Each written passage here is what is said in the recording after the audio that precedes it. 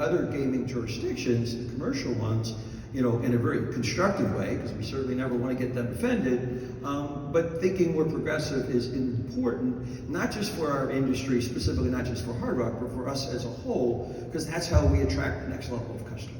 Do you think gaming regulators are ready to embrace, to allow some of these technologies to move forward? Do they see the point in it? What are you finding, Bill?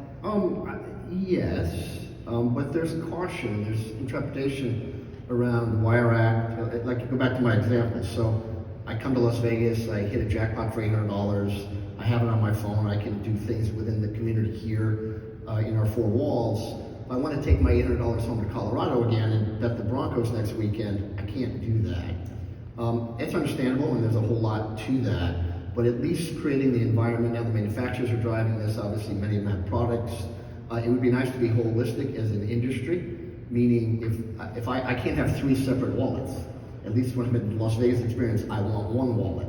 And so how we architect that, how we think about that, how the regulators respond to that is going to be important going forward. But there's receptivity to it. We need to catch up, particularly here in Southern Nevada, as it relates to a lot of things. I mean, a lot has gone on in New Jersey and other communities that we potentially could have more jobs here if we got more aggressive a decade ago.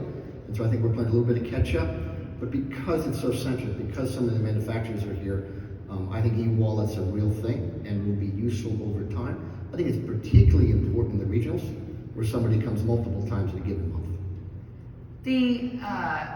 The approach right now from so many companies to climb into this business and to try and stake out market share, it's like the Wild West, right? You've got somebody who found gold and now everybody's on a mad dash to prospect for it, and you're all trying to stake out your claim.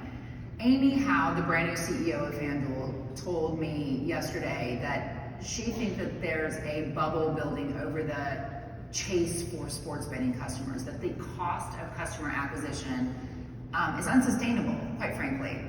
How do you, Matt, think about this nascent industry?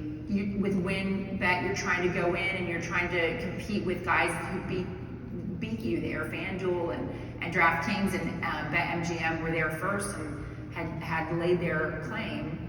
How do you go in and get customers without spending it all on customer acquisition? Yeah, I mean, look, is there a bubble in customer acquisition? Yes.